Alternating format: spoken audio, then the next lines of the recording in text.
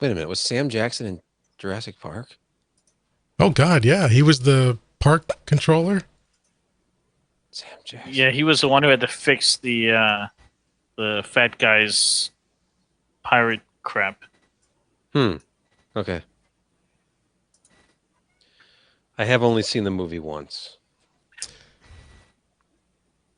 Okay, I'm hearing an echo now, like it's delayed. Yep. Okay, Yeah. I think that was. I might have had the audio Many windows. pumping through, but hopefully we should be live on YouTube. Live. Oh, I'm hearing YouTube is what it is. Hold on, wait. Are you watching yourself? Watch yourself. Now, for I the folks listening live, there is a substantial delay because we're testing this on my residential internet connection. So I am using the higher latency to make sure everything is smooth for the recording. So if you're asking us questions, there's probably going to be like a 20-second delay before we react to that. And hopefully we'll improve that going forward. Yeah. Jim, that sounds like an empty promise. Most of them are. Yeah. But we made it. That's the only thing that counts. Well, Josh isn't here yet, so let's not celebrate. Jim, over your right shoulder, Mm-hmm. next to the printer thing, is Yep. that a computer? That's an NZXT S340. Okay. Yeah, that's my Hackintosh. Are those Radeon Frontier editions in there, or something even more? Top card's Frontier Edition. Bottom card is Radeon Pro WX81. It's the Vega 56 equivalent Pro card. Okay. And that's where I learned, to my dismay, that Final Cut Pro won't use dual GPUs. It's fucking Apple. They make me sad. That's the thing. Like, you don't, even if you didn't want to use Windows, you start playing around with your own hardware builds, and this, what else are you going to do? Like, you can use Linux, but then half the time you end up needing a Windows app, and you got to run like a VM, and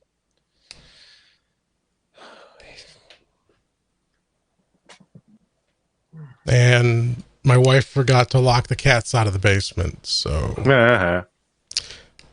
we'll have some problems. Well, I hear him, Hey, XSplit, Yeah. how you doing? but I'm just seeing need your to, XSplit feed or output. Where can I change it? I don't know. I don't Uninstall want to do it. that. Okay, I'll join again. I just realized if I get that cam link thing, I'm going to have to use software like that to output video, don't I? Believe so. No, I don't think so. The cam link converts it right to a webcam, like it'll see it So I as an just leave input. it as is. All right. There's Josh. There's me. I think this is working. Spectrum hasn't screwed us yet. Yet. Hey, Maury. Haven't seen you in ages. Hi, Josh. Yeah, it's been a while. Yeah. Josh, you look great. Have you lost weight? No. Oh, In fact, okay. I probably gained some. This is probably why it looks so good. It gets the wrinkles out. Yeah, you That look younger.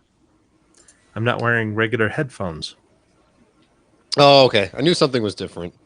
Holy shit! What happened to your hair? Yeah, it wasn't a Yeah. haircut. So funny. I'm gonna shrink you guys. Don't take it personally. I don't. I encourage it.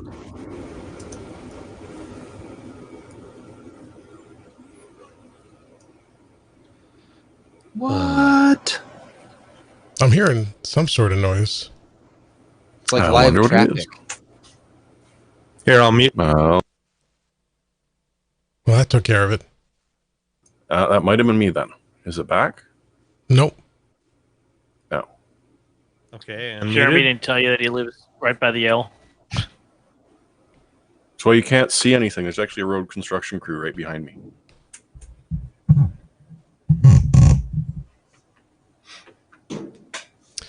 All right. And the one little thing yet is that I haven't figured out how to get my output to be a mix minus. So I'm hearing myself about a quarter second delay in my head. So if my eyes that's glaze not good. over and I pass out, that's probably why. That's not easy to do. Maybe you should take off your headphones when it's time to talk.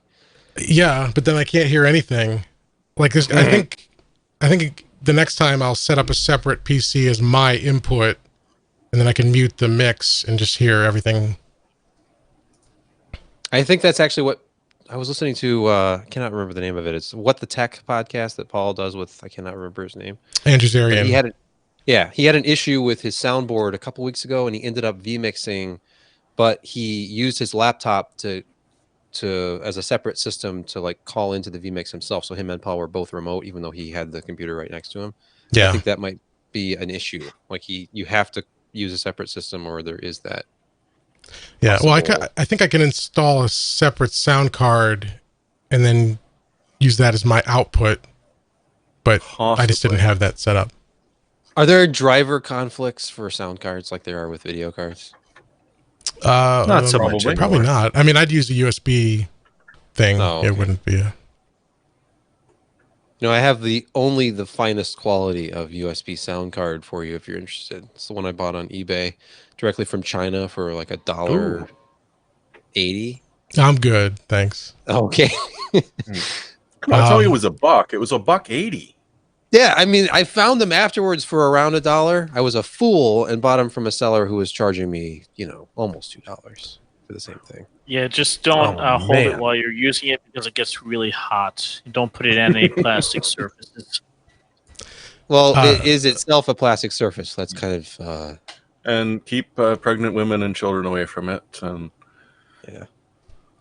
If I could ask the chat, how does the stream look and sound? Is it coming through okay for you guys? Are all the levels good? Is the video quality acceptable?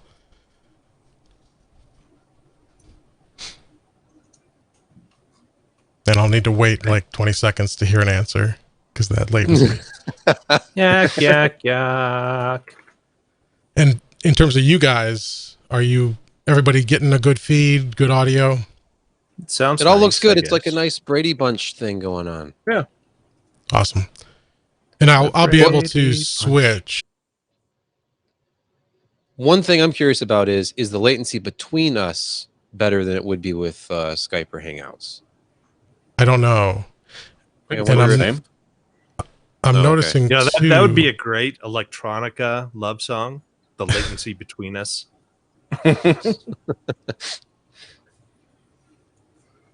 saying Josh has RTX enabled. That must be very bright. I What want does to. that mean? He looks blurry. I guess that would be saying DLSS, wouldn't it? I have to get No, my, it's just. I really public need to outcry get right. some LED lighting. Yeah, the overhead light, it's not diffuse enough. Really? You need a new fuse. All right, so the issue is when I switch to a single camera view, it cuts off all the other audio except for that one person's. What else is the problem? Yay! Vmix. Shoot. Does Does anyone in the chat know how to use vMix? Ken Addison? Ken knows how. He's in the Slack chat right Yeah, now will he tell talking us, about though? vMix. Although we have it set up differently than they did at the studio.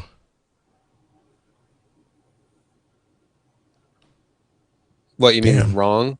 You have it set up wrong? Is that what you're saying? Oh no, we've been told numerous times there was no way we could have 5 people on, and yet look, we're doing it.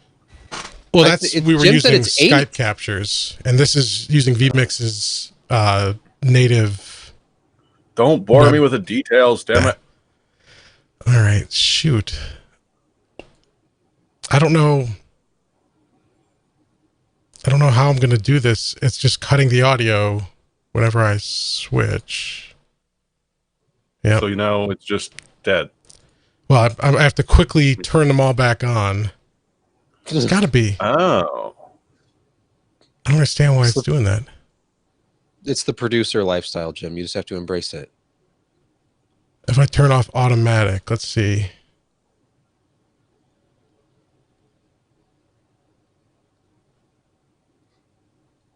Are you radioactive? Possibly. All right, let's try it now. Oh, good. Okay, that worked. I just had to turn Oh, off. did it? Yep. Okay, now I'm switching. Yeah, It's but working. you deleted Sebastian. No, he gave up. You removed him. Oh, he's in a flexible spot. That's why. Oh my.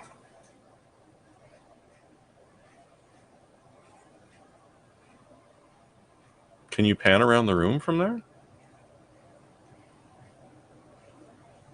It's a fancy goblet, Josh. Not really. It's a you have the nice Scotch glasses that have the bell and the. This is the closest thing I have. It's like my my wife's grandma's glasses she brought from Germany. So Okay. they're kind of fancy, but yeah, it just because it has more of a fluted tip to get your nose in there.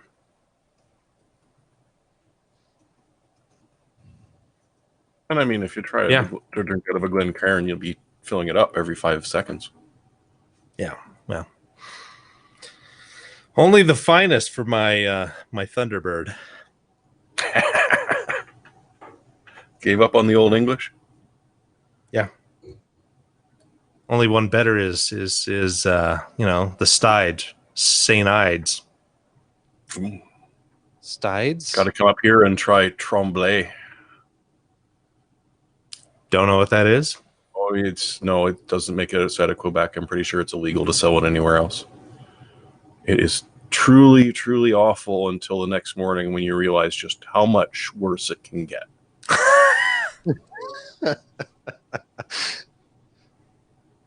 That does not sound The good. Tremblay Appealing at Tremors.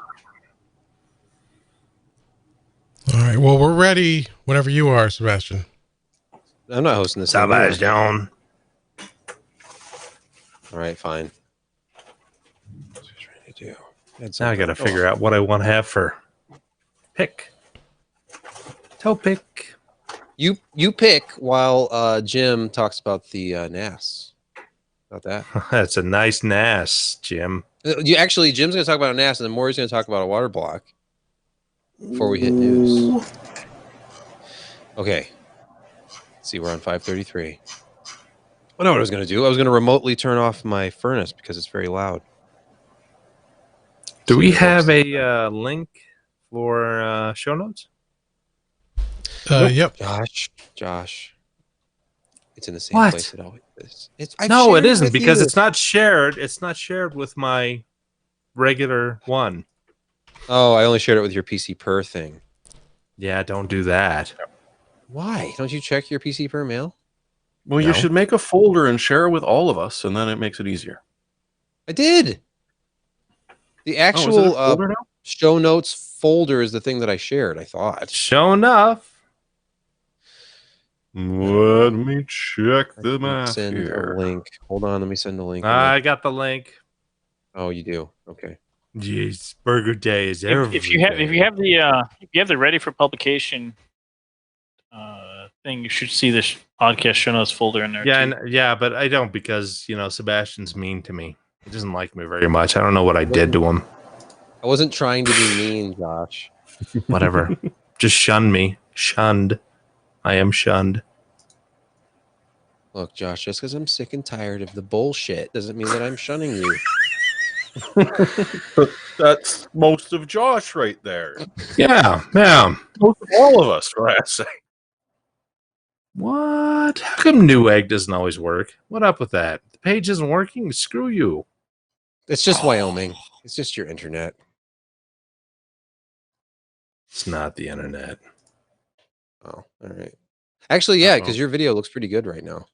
Well, thank you. I don't want to. I shouldn't have said anything. And yes, Because I was Alex gonna- L, you did miss the last round, but Friday, Dirt Rally 2.0. If you did the pre-order, deluxe. Do you mean it's going to be Dirt Rally 2.0 in that you're doing Dirt Rally again, or because you're playing a game called Dirt Rally 2.0? I think I might be playing a game called Dirt Rally 2.0. Okay. How do I sound? Because I usually have open, Grado headsets, and now I sound like I have a cold. You sound fine. Shaving cream. And Professor Ken Addison is giving us an A+ for stream quality. Professor Ken. You know, actually, we shouldn't make fun of him because he is actually a professor.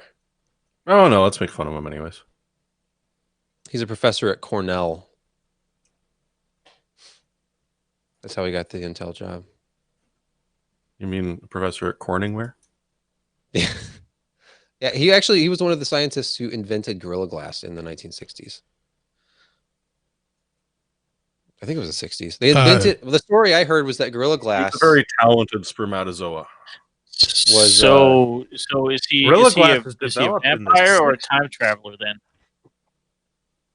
I thought Gorilla Glass was developed and they initially had this idea of making unbreakable car windshields, and then it all fell apart car. because It was used in race cars, and then they just never took off. And Steve Jobs didn't like that the iPhone got scratched by his keys in his pocket, and Corning is Do you- like, "Hey,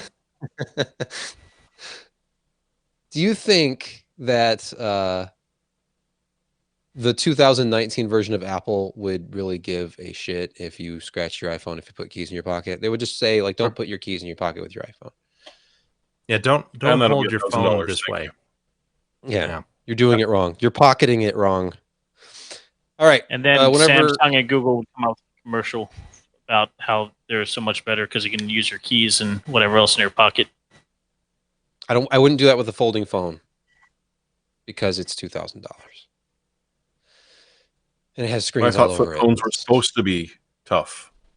I know. Think about it. Back in the day, you got a Motorola flip phone, you could throw it across the room and it would still work just fine. It wouldn't even have a mark on it. And it wasn't $2,000. No. It was expensive though. I think those were expensive. All right. I'm going to start so we can use all this joyous banter on the show.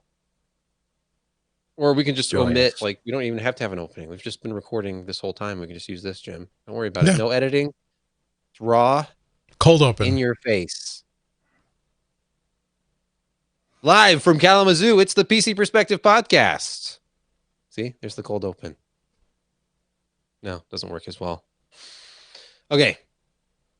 You're really in Kalamazoo? I thought it was Grand Rapids. Oh, Grand Rapids. No, I'm in Kalamazoo. It's like the city that used to matter. We used to have, think about this. Gibson Guitar is like 2 miles away from my house, or at least what used to be Gibson Guitar. Yeah. Half of the smokestack, the famous smokestack says Gibson is missing. It's a small company called Heritage now. It's some of the old employees who make guitars there still.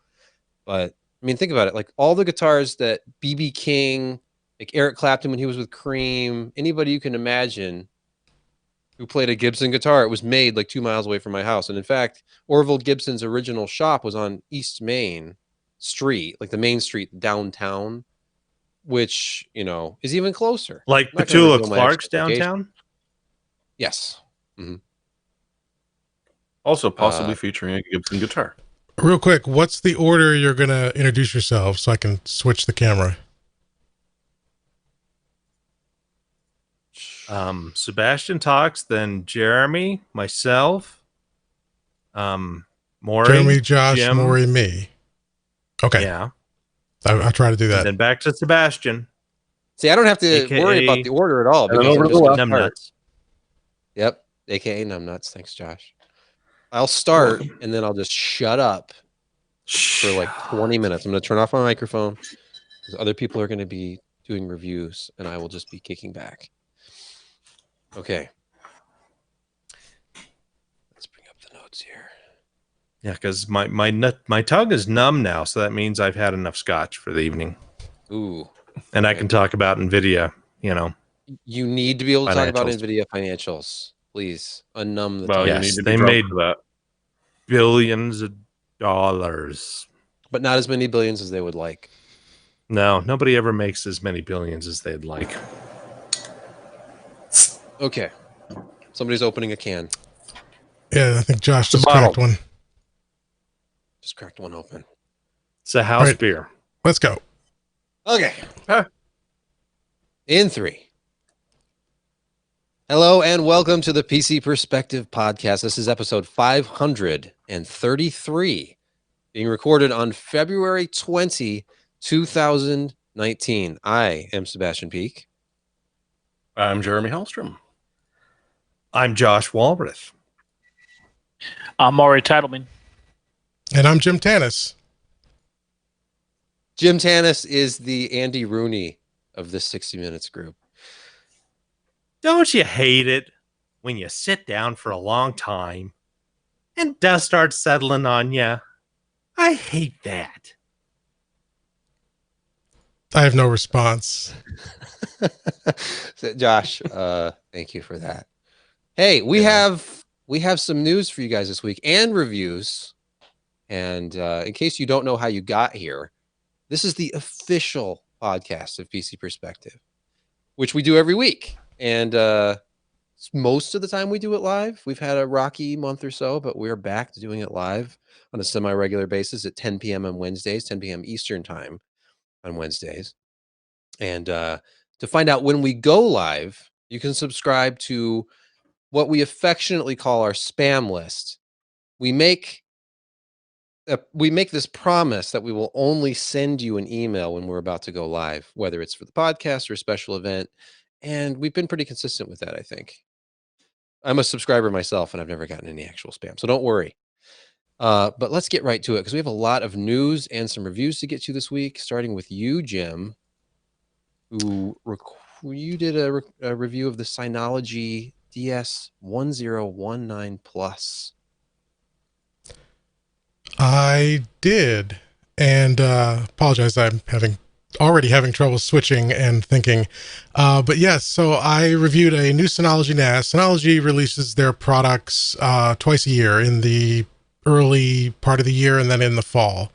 So last year, I think it was last fall, they released a device called the DS918 Plus. And it was a nice little NAS. It had a Celeron processor, quad core, that could do hardware transcoding for video. It had NVMe, like dedicated NVMe slots for caching. And it was 4 bays.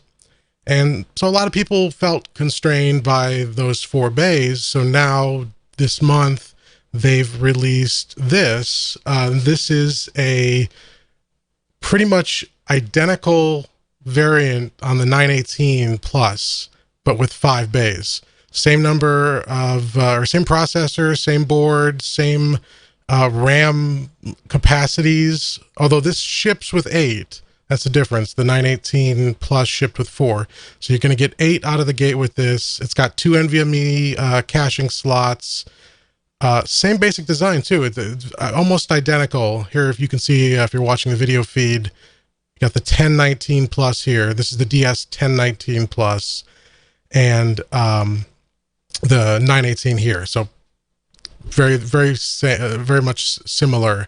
So that kind of takes a little bit of the excitement out of this one, out of this release, because we've seen all this before. But we didn't review this one in particular, or the 918 Plus, I should say. So it is new to us. Is that what network was that? NBC? If you haven't seen it, it's new to me. But it's a nice mid-range NAS, but it's got some interesting limitations. So it's only gigabit. There's, if I can find the picture here, it's only got 2 1 gigabit ports on the back. So no 10 gig expansion, no built-in 10 gig, no PCIe slot so you can expand it. So you're going to be limited to 1 gigabit, or if you use the link aggregation, you can get 2, but you've got to have support for 802. I think it's 802.3 AD is the protocol. And you got to have support for that in your switch as well. And not a lot of switches have that, especially the switches that people who'd be buying this would probably have. So if you can't do link aggregation, you can still use both ports for load balancing or failover. Load balancing is nice, at least. But it's for a device constrained by gigabit networking. It's fast, it's quiet, it's running Synology's Disk Station Manager software, which in my opinion is still the best out there. It's very easy to install apps, very easy to get your storage set up backups, set up snapshots to protect your data.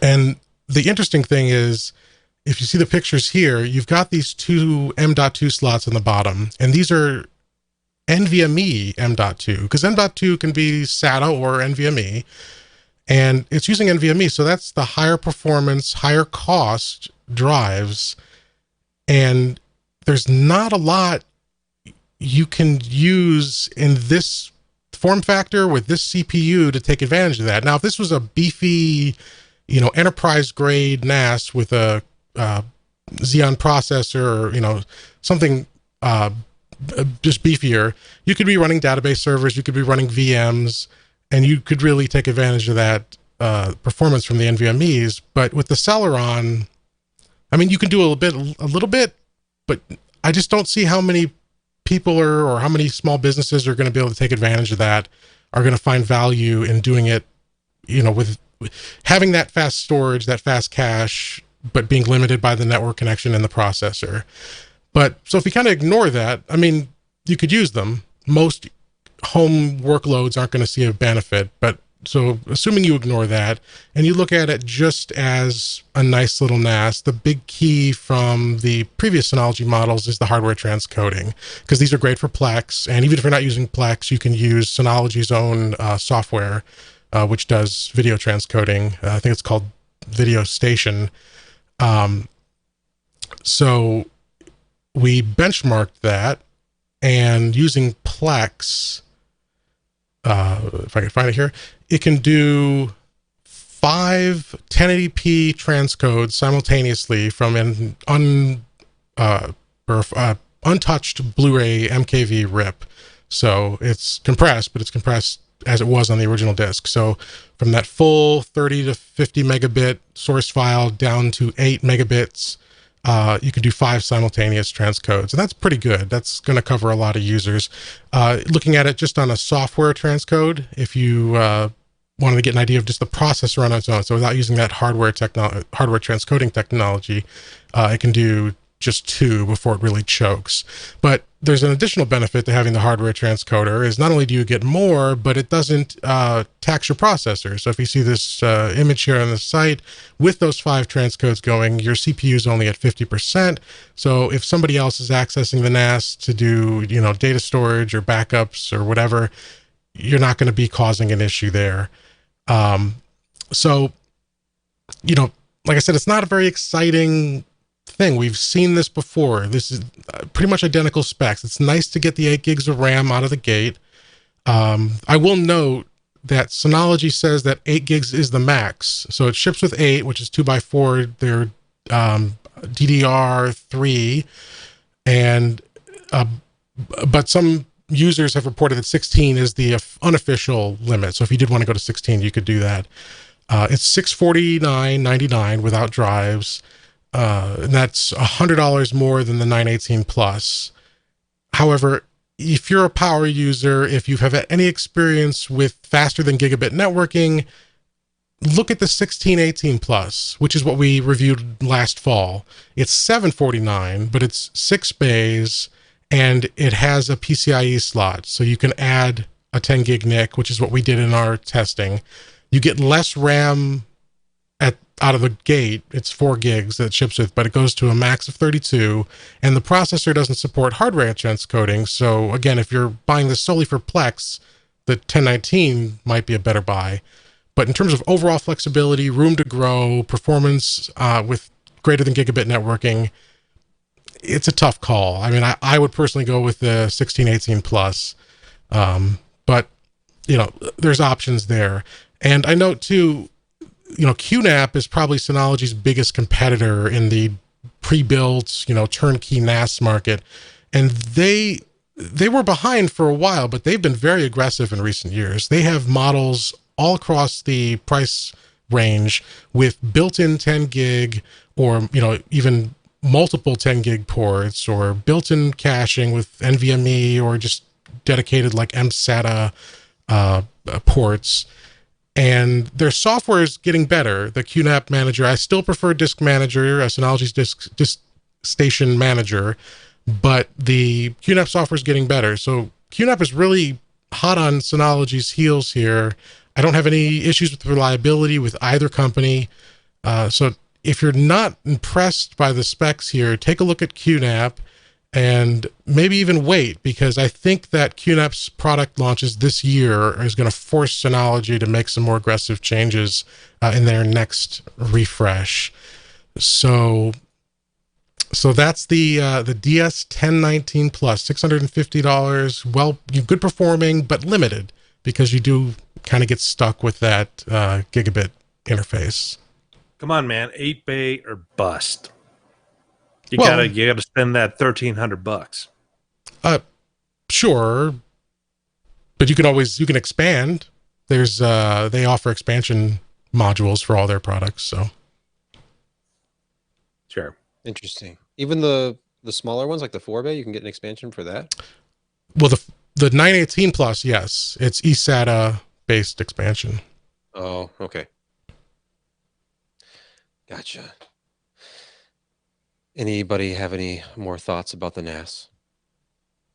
I've been working with Synology stuff for quite a while, and this is in the enterprise area, and we had the 8-bay stuff, and for the amount of things you can do with these, it's kind of impressive. I mean, you go in there, they've got 3 or 4 dozen apps that you can install and do multiple things, hyper vault backup. We're using it with Backblaze, and the amount of stuff that you can do with these is really impressive. And so it's they've been solid products for us for what we've been using them for, and I'm sure Jim has gone over these things in detail and ad nauseum, but yeah, the overall experience with Synology is really, really positive. It's good stuff for the price that you pay, and what you can actually get for free once you dig in, get into the apps, and start getting the things that you need to do with it. Yeah, the app platforms, and it's the same on QNAP as well, are awesome. It's one-click installs. They have a range of apps, everything from consumer level stuff to enterprise stuff. Docker, you can run your import Dockers with like 2 clicks. Backups to Backblaze or Amazon. Back up to a network volume on your network, just to have it going to another NAS or just a shared network folder. You can run a WordPress if you want to spin up a website real quick to test something. It can be a WordPress server, dozens, if not hundreds, of apps, and there's even third-party app stores you can install, or repositories you can access. So tons of stuff, including Plex. That's how you can set up Plex. It's one click and you're done. So, and from a software side, Synology and QNAP are great. Okay, let's move to Maury. Maury, we have not seen you on the podcast in a long time. How are you doing? Good. It's been a More, while. you look well, and you look employed. And I look very rested too, probably. Yes. A I 3 like month staying at home. vacation will do that for you. Maury, I was on a 3-year vacation at home. How does that make you feel? Yeah, but you didn't. But see, the difference is you didn't get paid for it though. I'm still technically, I'm not an employee of Thomson Reuters anymore, but they're still paying me till April, so or middle That's April. awesome. Yeah. So I mean, it's just Good it's work if you can get layoff it. crap. But yeah. All right. So Hey, you did a couple of reviews actually. You had 2 different water blocks that you've reviewed. I have not gotten the other one up on the site yet, but the Aqua Computer Cryos water block you did finish, and I did post that. You want to Yes, guide the us through? Aquacomputer Kuplex Cryos. Aquacomputer is a German-based company. So some of the page links you may have to do some translation on if you bring them up. But it's a very well-known, very well-respected water cooling company. Their latest block is this Kuplex Cryos Next. Their naming isn't great. I mean, their previous generation was Kuplex Cryos. But the biggest change they made with this was the total amount of configurable models they have out with it. They also include something called Vision with it. That's an actual microprocessor-driven module that actually sits on the water block itself and will measure flow rate as well as temperature of the block and the coolant going through it. The version I tested did not have it. This was actually a block that I bought off of a retail site. This wasn't actually a review sample that we got from Aquacomputer. But the model I got was basically just it's an all copper construction.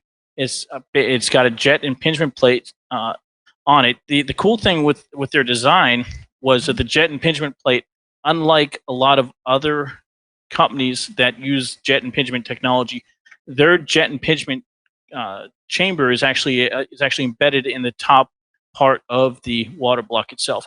It makes taking it apart and putting it together really easy. However, they do use hex head screws on that, which you have to get a star driver to get them out instead of using Phillips head, which would be nice. But they are a German company, so they tend to do strange things in Europe sometimes. It's an all copper construction. It's nickel plated, which is nice. It uses a microchannel design. So you do get a little flow restriction through it, but you get very good cooling. This is actually, as far as performance goes, this is probably one of the highest performing blocks I've tested. The only, probably performance-wise, the only block to perform better than this one was the Coolant's CPU 390 block. As far as this mounting cage goes, for the LGA 11.5X, it's got the back plate with a rubber grommet, as you can see in the picture, and then it has the mounting poles that go through the board, and it's got thumb screws and springs that hold the block in place. That mounting bracket is both for the 11.5X and the AMD. What's it? The AM3 socket for AMDs. The AM4 socket, which is a Ryzen 2, and the LGA 2011 sockets, those don't have a backplate or mounting poles. The thumb screws simply screw into the existing mounting brackets on the board itself. That kind of makes it can make installation a little bit tricky because you have to physically hold the block while you're tightening the screws down. But it's not too bad, really, especially since you're not dealing with naked dies like back in the day. But it's a very well constructed block. As I said, it performed very well. It's all copper. It comes with, it has a variety of configurations. You can get acrylic top. You can get the top with and without the Vision module in it. They actually sell a super high-end version that's silver. It's a copper top with a silver base. That one though is like $200 or something because silver is ungodly expensive. Well, at least when you go water cooling. But here you can actually see the microchannel design. They use, I think it's a 20. I think it's 29. I don't. It's very finely. The microchannels are very finely finned. Along the outside of that, you can actually see the collection chamber. Basically, jet impingement plate will forces it into that center line right there, and the water goes. The coolant then goes to the side and collects. The collection is actually on the opposite side of the next logo that's embedded in the block itself. So it's a very very nice design. It works very well. Yeah, that's really and the other thing, the other nice thing comes with Thermal Grizzly, which is very high end thermal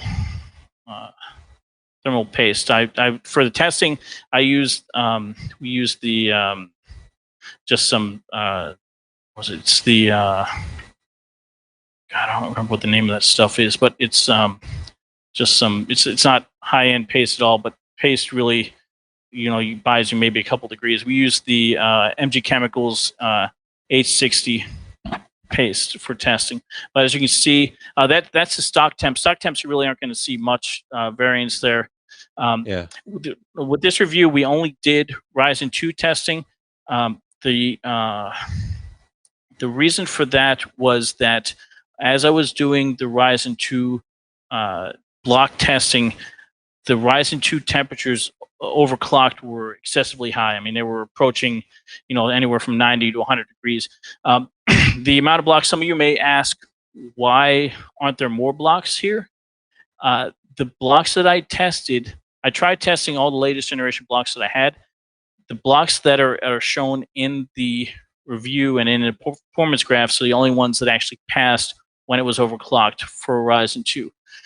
So you should see, this should give you a really good estimate of how it will perform on a 2011 board or on an 11 5X board as well.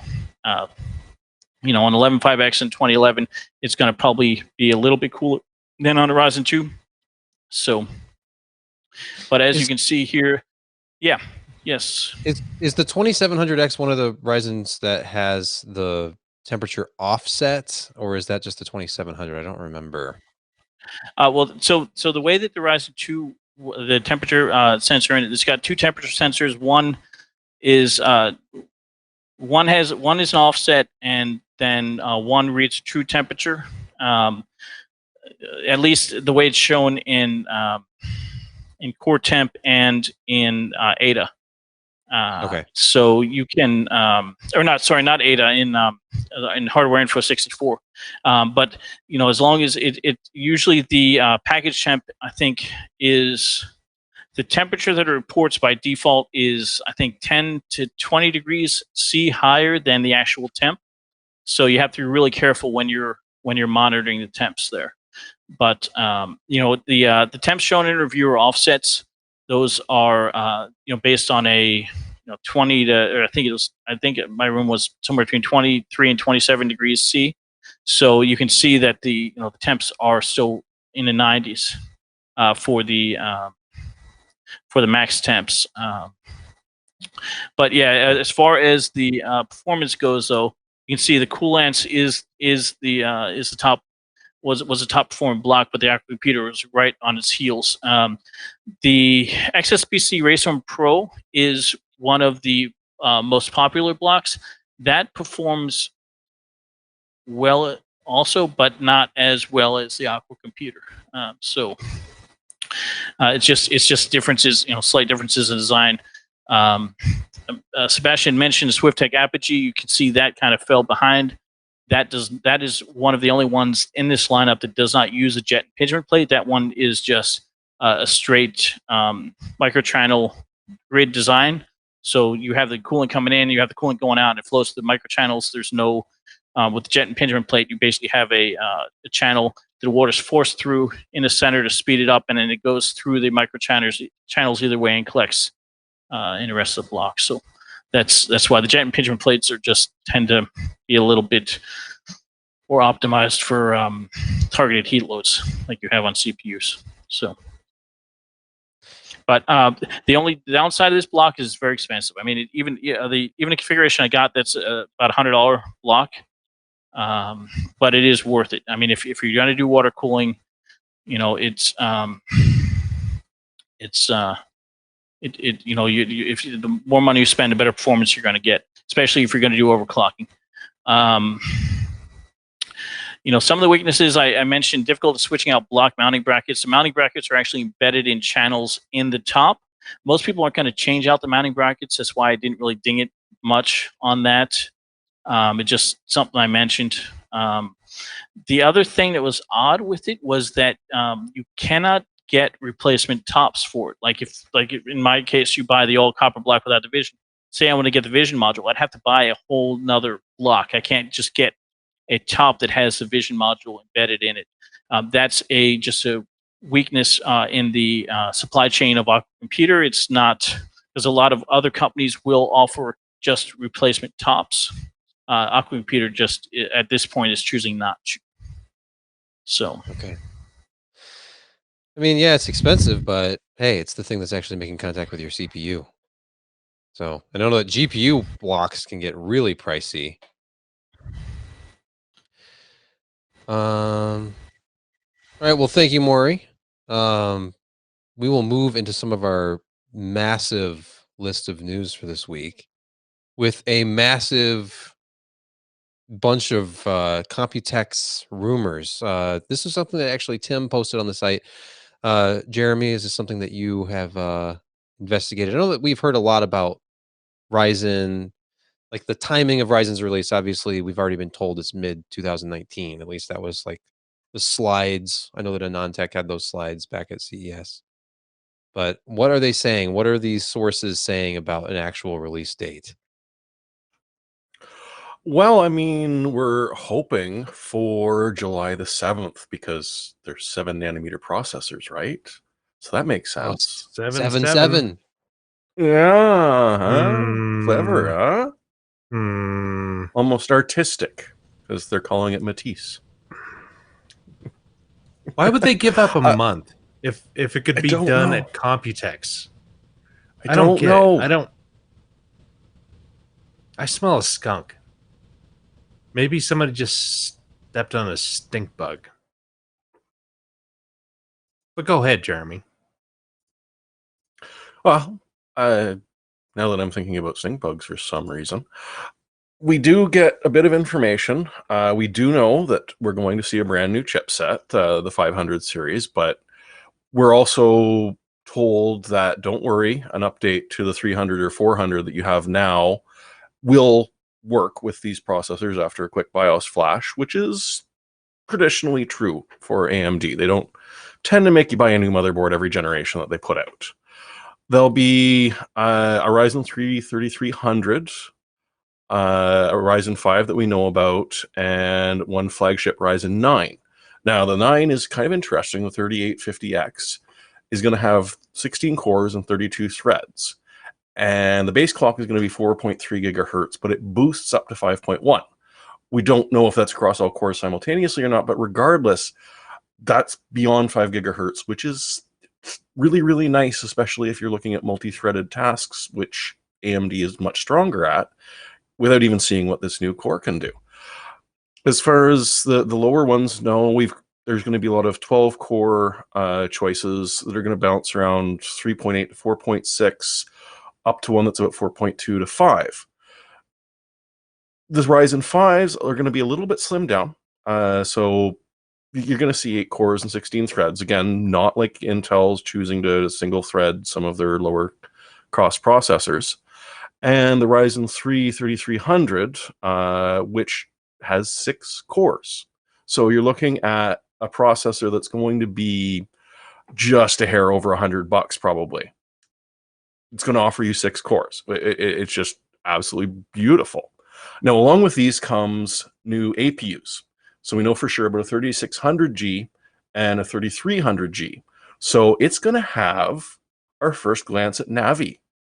So it's going to have Navi 12 integrated graphics, which is going to be kind of interesting to see how it can stack up with what's on the market right now, because we've sort of got an off balance on the GPU side where we've got ones that are ridiculously expensive and good performing to the ones that are just sort of, yeah, I got a 2-generational GPU and I'm not really thinking about upgrading. So it's going to be interesting to see how this fits in. It's just, as long as these do come out when we're hoping, it's going to be really, really nice. And of course, along with this, we are also hoping that we're going to see a bit of news about full-on Navi. So you're going to have to wait. And as Josh says, this is weird. Like, this is a long wait, but it's coming. And Well, what yeah, other stuff did you pick out? it is coming. I mean, maybe 7.7 will be. They'll talk about Navi and be delivering it 2 or 3 months from then. I don't think that Navi is on schedule. I think it's a little bit later than they want it to be. I think that the CPU guys are probably raring at the bit to get that out, and so it wouldn't shock me if we saw, the 3000 series Ryzen at Computex and some of the first kind of motherboard designs, maybe not with the chipsets that you want with it, namely the X570. Yeah, it's going to be the new top end. I don't know. It's weird. It's weird timing because they really want to have 7 nanometer EPYC and they want 7 nanometer Ryzen out as soon as possible because Intel's not sleeping. They're not, ignoring them. They're working hard to get their new products out. And every month that AMD is behind and not pushing product, if it's ready, is bad news for them because we can go into hours of talk about the issues with Intel and their 10 nanometer and their design and what they've been doing kind of behind the scenes and leadership and all this other stuff. I mean, it's kind of a shit show. Yeah. Sorry for my language, but it's I was going to say my bet is Navi October, like Halloween at the earliest. Yeah, I don't know. I mean, maybe September, October, but I think the AMD is focusing on their CPUs because that's where they've got good margin. They can sell a lot of stuff. Potentially, the market is larger there. If they can get out mobile, desktop with integrated graphics and high-end desktop, and now with Threadripper, I mean, workstation and up above that with EPYC server. I mean, they want to be able to hit these price points, the margins, the performance, being able to get into these areas. And then I think their focus will eventually get back to GPUs. But right now, CPUs is where they feel they have the best chance of making some serious money. And then we'll go into this later with the podcast versus, what AMD made in a quarter versus what NVIDIA made. I mean, you just look at AMD's products on the GPU side, and sure, Polaris is solid. It's a good product for the price. Vega 7, that's pretty expensive for what you get in terms of power and performance, and you can't really pick one up. So, we can kind of see they're really not focusing on GPUs as hard as they are on CPUs. And I think that they're going to push CPUs, at least at Computex, much harder. So maybe Navi will be announced 7.7 and they'll have some kind of bells and whistles around there with the entire, spectrum and platform. But maybe I'm wrong. I've been wrong before. But I think Computex is going to be where AMD releases the big guns in terms of CPU, especially in EPYC.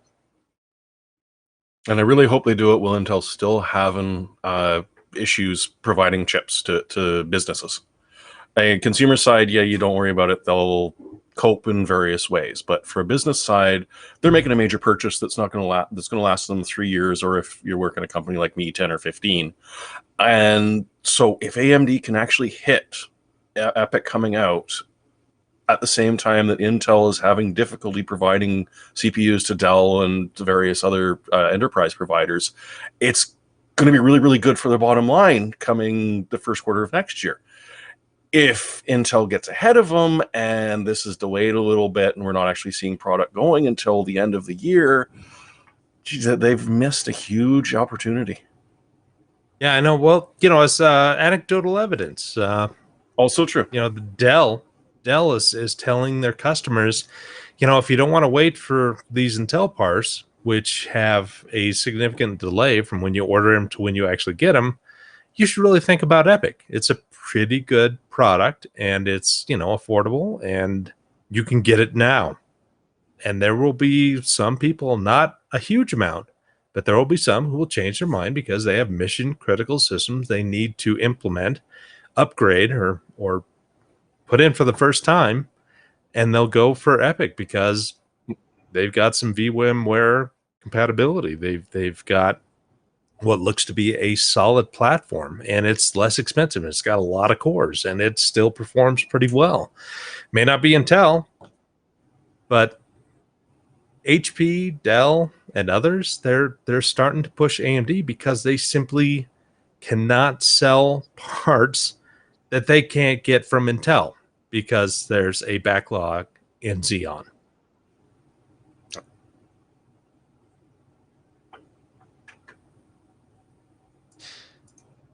Well, speaking of Intel, and I don't really have anything to add to that. I mean, I've been staring at this image in the news posts of this CPU and just looking like, Chiplets. look, more chiplets.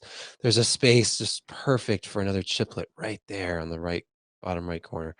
Anyhow, Intel, not to be outdone in the rumors department, some European retailers apparently have posted some new Pentium chips, Pentium and Celeron. The front runner, of course, being the Pentium Gold. I'd forgotten about this branding. G5620. I don't know if any of you saw this news. I think it was yesterday or this morning that like Tom's Hardware was reporting it. Anon Tech had it yesterday. Basically, this is the 4 gigahertz chip with the Pentium name, which, you know, for a dual core 4-thread part, 4 gigahertz it can only be a good thing. I would love to see what the pricing on this is going to be, though. Better not be the And same we as don't. Xeon Golds. Yeah. Yeah, I mean, that's the second I saw this. I'm like, why are you cross branding with Xeon? This makes no sense. I have questions about the branding of a lot of things. We could talk about my theories about NVIDIA branding of the RTX cards, etc. But anyhow, it was funny because when I was writing this post this morning, I was like, how much was the first Pentium when it came out? And I found, I think, an LA Times archived newspaper article from 1993 in December. They were like 1994 is going to be a great year for PC hardware. They're talking about all these like price drops where the Pentium was only going to be 700 and something dollars. It launched at $878 for the 60 megahertz Pentium in And it had 1993. issues. Yeah, it wasn't floating point was like FDiv worked. bug. Yes, that was the FDiv, FDiv. baby. And it ran hot. 60 megahertz, even though it was fast as compared to previous generation, like DX266, you know, it wasn't as fast as the DX280 and the DX4 100, 120, 133s that they called them from like AMD, their 486. But yeah, they ran hot, they were expensive, and they had FDiv issues. You mean this DX4? This 100 Do you have megahertz one? DX4? Yeah, it's in my hand. Look at the. Oh, that's an Intel one. It's not the AMD. No, it's not the AMD. I wish I had the But AMD. The it runs AMD. Lotus 123. Yeah, it does. The AMD chips, from my understanding, is even at the same clocks or advertised clocks, they were faster. At least looking at They old were a little reviews. bit faster. Yeah. Especially with like the DX40 was kind of their high point because the memory bus and the front side bus were all a little bit higher with the DX40 as compared to the DX33, and it performed very, very close to the DX266 because of all the other system kind of issues. And so the DX40 for AMD was really the sweet spot. And then they doubled it to the DX80, and it was really fast. It was a good processor for the time. DX240, DX280. Sorry. How fast did the Pentium 4s get, the single core Pentium 4s in like 2003 or 4, right before they went to the core architecture? Because weren't they in the high threes? And I thought they hit 4. Northwood went to the 3.2 and 3.4 gigahertz. And I think that was still single core. And then the Prescott went up to 3.4, 3.6. And then it just kind of petered out, and it wasn't till like Tualatin. Was it Tualatin? Or no, Penryn? I can't remember. There's too many code names in there. But I'm not sure. No, I It was think a long time Penryn ago. was core 2. 2, right? Yeah. Was it core Penryn 2? Latin was core like 2. Pentium 3. Yep. Yeah, Tualatin, Pentium 3. But yeah, no, it was net burst. I think it was 3.6 to 3.8. Yeah, I I just remember remember. the AMD presentations about millions of instructions per second, and look, we do so much better per clock than Intel can think of doing. Yeah. Well, What about okay? Yeah, I already talked about Tualatin. So anyway, which was the one that there was the one Pentium 3 core that was simultaneously on slot 1 and socket 370, right? Nothing. now okay, I'm sorry. I was reading things and trying to figure stuff out, which of course didn't I want to know what happen the very fastest well Pentium because 4 was. I think it was 3.8 gigahertz. Okay. It was a Prescott 3.8. Okay. Oh, Prescott. More like Prescott. There you go. That's hot. Press hot. Yep. Yeah. Hey, speaking of living dangerously, Jeremy, you posted something that I was a little alarmed by. It's like anytime I see anything about a BIOS flash that unlock things on GPUs, not only do I think of your AMD Radeon 6000 series, right? Wasn't it the 6950 you unlocked? Was it the 7950 that I made into a 7970? Yeah. It lived for I 2 love years that. almost. I remember unlocking, I didn't unlock, I flashed the BIOS on my Radeon 5870 to whatever brand had the unlocked, because I had a stock one, like it was ATI branded one. But I put a different BIOS on it, and then I overclocked it to 1 gigahertz and ran the hell out of it for like a year. But And that particular model I had dual BIOS, so you could actually get it back. It was a physical switch. So I wasn't as nervous as I could have been. Do you guys remember having to use a graphite pencil to unlock the old AMD CPUs back when they were naked dies? Oh yeah, that was the day. Or you actually sometimes you even had to solder leads to the back of your motherboard. Yeah, I'd killed quite a few motherboards doing that. Oh, those were the days. But yeah, so if you don't mind the fact that you might kill your $1,000 plus card, there are a variety of ways to flash it, be it your Founders Edition or just like sort of a plain old vanilla RTX. And they've got them for 2060s, 2070s, 2080s, and 2080 Ti's. You can flash it to a factory overclocked card, which not so much the overclock as it is the power envelope. So some of these will open up the power envelope significantly higher than is designed for that card.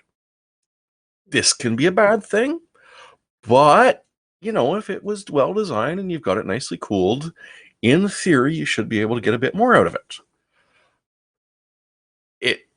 It's certainly a danger, and this is at the point where you're reading the actual strings of it. So if you've got a TU 104 400A1, you can't. But if you've got a TU 104 400A A1, you can. You really, really want to read through this before you even start thinking about it. Take a look at it, because unfortunately, it's not easy to go back nowadays. But hey, if you've just got a 2080 Ti lying around and you don't want to ship it to me, go right ahead and do it. I'm also glad it gave But me a only- chance to like the Darkwing Duck. But you'll take it. In other words, you'll take it Oh, hell yeah. if they're not brave enough. Now, when you get it, will you do this? Will you unlock the BIOS or I can flash? say that I did. Oh, okay, all right. You've got to take one for the team, Jeremy. All right, fine. Send me a card. I'll flash it, All right, perfect. and then What I'll else do flash we the BIOS. have? Oh, yeah. I'll flash it. Trust me, I will. I'll tell you I did. It's like, wait a minute, isn't that the same screenshot from your news post, Jeremy? Come on. All right, Jeremy. I know this is a topic that's near and dear to your heart. It surely is. It's back, episode baby. Is that an Episode- MX518? 6. It is indeed. You're It's been so holding that well mouse used by that- its tail. There isn't even any branding left on it. The poor thing. I've been using it for so long. But unfortunately, one of the switches went on it, and I am not Alan, so I am not good at doing tiny little replacements of solder. So it's sitting there, and maybe one day I will redo it. But now I don't have to because it's coming back. And it's coming back at a decent price. Because as soon as I And saw this, I'm better like, than oh, ever. better than I ever. It's stronger. It's more powerful. It's bionic, or I mean, if RGB It's got an mean, it's ARM bionic. 32-bit processor in it. Oh yeah. It's kind of weird. Well, you mean you've got to be able to have the 18 profiles nowadays, and it's $60. Because I figure, oh, this is a classic. They are going to get people like me who are like, yeah, well, $140 is a bit much, but it's honestly the best mouse I've ever used. And I mean, I picked up a 502 because I had a Steel Series Sensei that just, it was too flat and the plastic just did not feel right. And this is a good mouse, but it's not the same. And so replacing my 518, and I mean, it's got a Hero 16K sensor in it now. So like everything about it except the shell has been upgraded. The shell looks the exact same. The more or less the weight, the feel of it is going to be the exact same. And it's just, it's learned a few tricks over the years. So I'm honestly more stoked about a mouse coming back than I probably should be. But Should have done this a long time ago. Oh god, yeah. Where's the RGB though? There's no RGB. Come on. There is. So where on mine, where'd you go? This bit that's worn out, that's now RGB. No, It'll have is the a G laser logo, light like, shining No. through it into your eyes? Oh, see, Jeremy, this is the mouse that you need right here. See that? Ah. That's RGB. Well, I mean, I'd have to turn it on, but this thing does the RGBs too. I have since disabled it because it does not help my mousing. And it's underneath my palm, so I can't even see it when I'm using it, for crying out loud. No, I Oh, had hey, a Jimmy. 518 in college, and I was into gaming. I had a group of guys that we gamed with PC gaming, but I wasn't following every hardware release like I do today. So was this the first mouse that had selectable DPI, like on the fly DPI switching? I think it was the Anybody know? first Logitech one. Yeah, I it would was the bet first for that some other Logitech. I just companies don't. put them out. I'm sorry. I bet you that someone else had put one out. Even Microsoft might have. I mean, they were making most of the mice back in those days. I've got a 518 behind me somewhere, but I don't think it was switchable DPI. It was just a relatively high DPI for the time in a relatively inexpensive platform. Well, I mean, there may have been different models. The one I had on the fly switching. Yep. Yeah. Which was awesome. It was incredible back then. Now you take it for granted. It's on all the gaming mice. I never had a 518. I still have my MX 500. And I love the shape, and it's the same shape, so I will definitely have to pick one of these up too. Yep. Especially because it has the updated sensor. Because actually tried the. There's nothing wrong with my 500 except for the fact that most of that soft touch plastic on the side of it is completely gone. But the sensor is just so much slower than the ones I've gotten used to, and especially when you're on high resolution screens, like, oh my god, like I have to move the mouse across my mouse pad, lift it, place it on the other side, move it again to get all the way across the screen. Sometimes, like, okay, What are you playing, enough. Freelancer? Just using high resolution screens for exciting things like creating charts. Oh, Reviews. yeah. Yeah. But we can all agree. Charge rock. What? I said charge rock. Church? Oh, I don't get the reference. Especially when you're Sorry. measuring latency and you've got a charts. chart that has 19.2 milliseconds, and then you've got a 19.1 down here. Jim, could we get a visual on that somehow? Is that possible?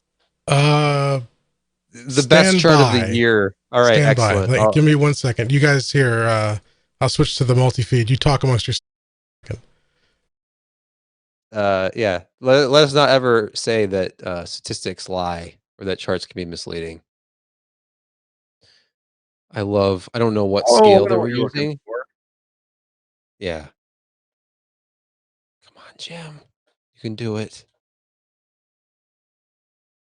Like, should we even name the outlet? I guess we should not. Believe in you.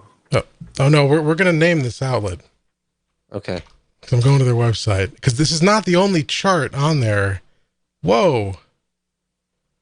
Some kind of issue. Pop-ups. Jim, we talked about your browsing behavior. Look. See, you're mocking our site. Hang on. Where is it?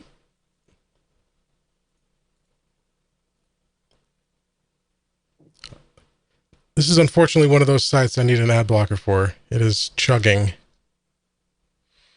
Oh, Tim Okay, here we go. Okay. Yes. So this one's not so bad, but look at the scale on this GD effing chart. Latency in nanoseconds, 19.2, 19.1. Oh, wow, man. look at that. Look at those gains. 0.1 milliseconds. I sat here when I saw this. I couldn't tell if this was some sort of intentional meta humor commentary. I just don't, and even this one, there's actually a few points of difference, but not to that scale.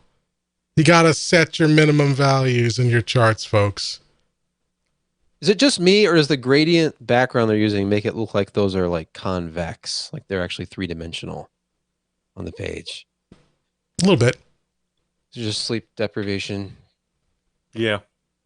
Okay. All right, that makes sense.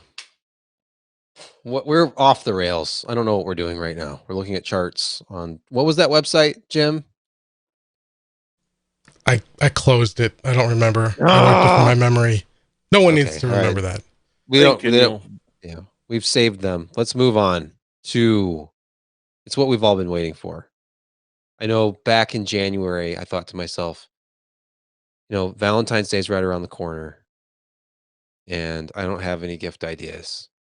But all I want from Josh is NVIDIA's Q4 and yearly fiscal year 2019 financial results, which I think actually they had their call in Q4 2019. Wasn't it Valentine's Day that they had their call, or was it the 15th? Yeah, anyway, it was 14th. Josh. Yeah, Josh. This is all you. This is your muted, area buddy. of expertise. God, I hate it when I'm muted. Yeah, it is. So, 2018 was a bit of a mixed bag for NVIDIA. They had grown their business quite a bit. I mean, it was significant. They had reached, 3.1 billion a quarter at the highest. But then a couple of bad things happened. One, blockchain died badly. And so that affected things. Nintendo Switch, it started out with a bang and then has slowed down pretty dramatically. Autos. They'd been slowly building, and then it kind of took a small turn at the end of this year. So last quarter, they had what, 3.1 billion in revenue and some insane amount of net income. I think in the 700 million range. It was impressive. They had a great quarter. It was probably the most that they had ever had. The latest, I think they call it Q4 2019, because their whole reporting thing is a little strange in how they record it. They had 2.2 billion in revenue, and it dropped pretty dramatically from the previous quarter, and a lot of that was from, well, it really multiple areas. Automotive went down. They've had a whole lot more competition from AMD in terms of visualization and kind of the higher end computing, and their gaming went down, and we kind of wonder why. And a lot of that may be, and they haven't actually talked about this much, the RTX series have not sold as much as they were hoping. They thought this is the next generation of product. It's got a lot of extra features. We have a little bit extra performance versus the previous GTX 10 series at whatever area. But boy, it was an interesting quarter. Their margins took a huge dive from almost 60.4% to 54.7%. And that's pretty significant because the RTX 2000 series is a much larger die than the GTX 1000 series at kind of every step. And sure, as a consumer, you pay a little bit more for the features and a little bit more for the extra performance at each kind of step, but we didn't see the kind of jumps that we have seen in the past, from the 700 to the 900 series, 900 to the 1000 series. And I think a lot of people were expecting another big jump with the 2000, but we got something a little different. We got RTX, we got machine learning, DLSS, stuff like that takes up a lot of die space. So these dies have become much larger. They're more expensive to produce, even though that, now they're on the 16/12 nanometer process, and it's a more mature foundation. So they don't pay as much per wafer as they did back in the day when 16 nanometer was initially released. But yeah, they're taking a small hit. They're still about double the revenue of AMD, which AMD is selling not only GPUs but CPUs, and not only CPUs but high-end CPUs that are in workstations and servers and whatnot. And so the margins have improved for that company, but not to the point where they're at or even close to NVIDIA.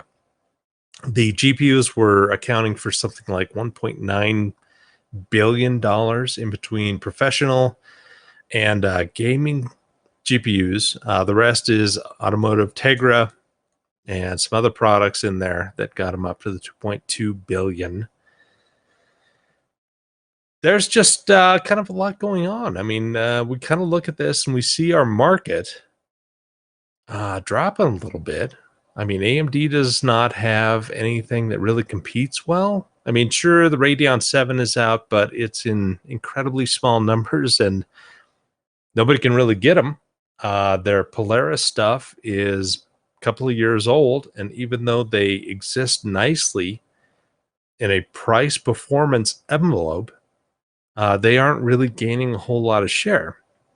I think the area where they're actually gaining some share is in the professional space. There's some areas where the Vega 7, or Radeon 7 as I call it, and the previous Vega architectures, which are the professional graphics, they're starting to eat in a little bit into what NVIDIA has there with their Quadros and their Teslas and these type of products, because math is math, and if you can throw a whole bunch of math at a problem, and if you code it well, it's going to do well. It's going to do okay. And I think the price performance of AMD's higher end Vega 7 nanometer parts is probably eaten into a little bit of what NVIDIA is doing. But still, NVIDIA had a very good quarter. Their margins went down, but they still made money. And they still made a lot of money. And this is money that they're going to reinvest in the company and do things a little bit differently.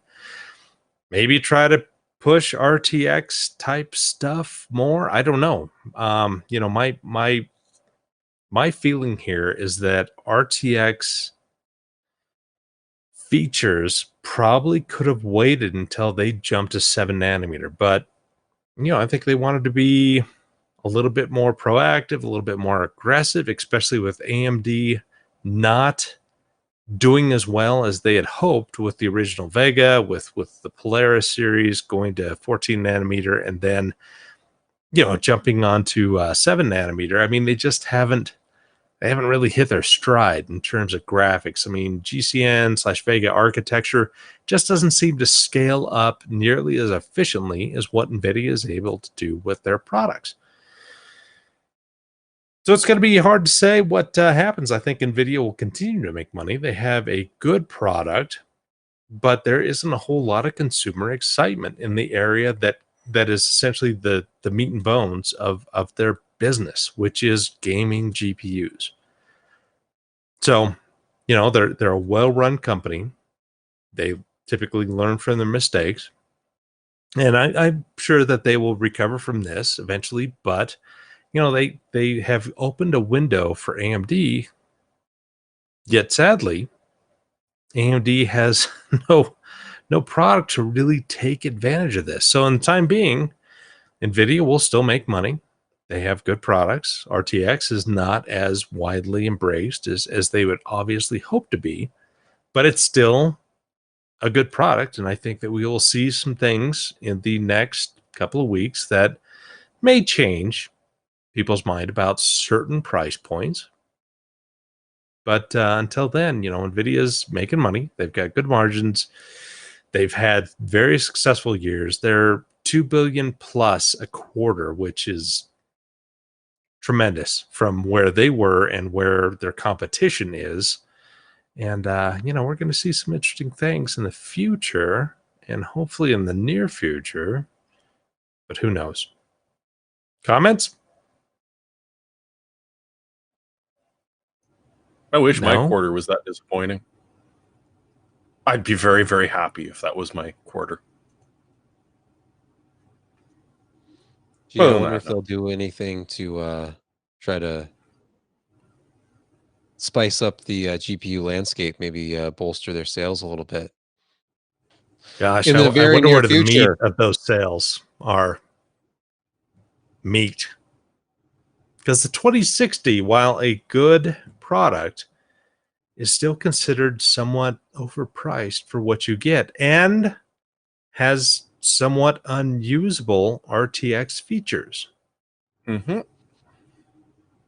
Yeah, the RTX part there doesn't make sense unless you're running a really low resolution. And Well, it's really good at DLSS, 640 by 480, which DLSS, is amazing. it has definitely shown that it needs work. They had a blog post they came out and addressed DLSS issues. I think kind of in the aftermath of some of the Metro Exodus stuff that was coming out, like the preview articles. I know Tom's did one. There was some other stuff out there where they were showing screenshots, and DLSS does not fare as well in screenshots as it does in motion. The Port Royal benchmark is the one that had been like our initial exposure to DLSS at CES, and that's a predefined canned benchmark where they were able to train the AI, and they probably, who knows how much time they spent on that behind the scenes before we saw it. and it looked great. But then these other games where you have more freedom of movement and there's a lot more variables, obviously, in a standard game, it struggles, and we saw gains drop to from 50% with Port Royal to 40% with Battlefield, and then down to up to 30% with Metro Exodus. But then the image appears to be notably softer, less sharpness, that sort of thing. So they said, well, there's more time. Obviously, it needs to be. It's like a training issue at this point, I guess. So we'll see. But like Josh was saying earlier, this feels like a technology that did not need to come out yet. It's interesting, but my own thinking is, and if they appointed, like, if they hired me and I was in charge of their products, I would say, stay the course with GTX, release new GTX parts that are faster, do those year over year gains, and stay. I mean, I guess I don't know where I'd be if I was actually inside of NVIDIA with pricing, but I, as a consumer and as somebody who watches this industry, I have a very hard time with the current pricing of cards, which they've crept up over time, but 500 was about as high as I would ever want to go with a GPU. And then now we're up to $700 for what would have been last year, like the $500 card, essentially. And this is kind of where the branding problem is, if that makes any sense. Like the RTX is a brand, like the 2000, or the 2000 is the series. RTX is the branding, but they don't append like that designation to the end of the series anymore, like they did with like the 8800 GT and GTX and Ultra.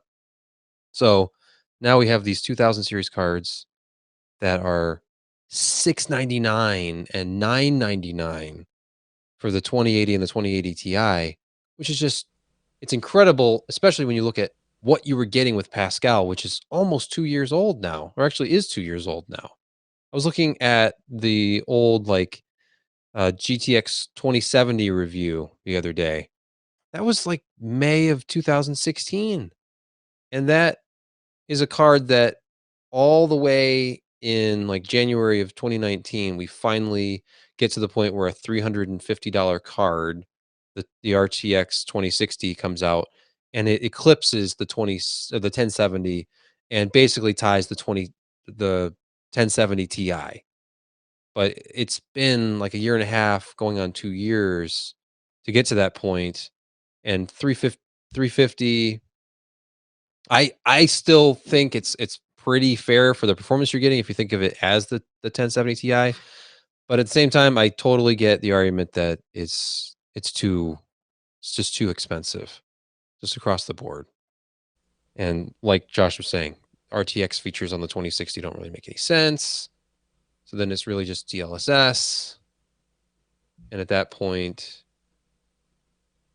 the DLSS technology. It's just so weird, their stack. I mean, I understand, they're spending more on bill of materials. I mean, the die sizes are bloated as compared to the Pascal stuff.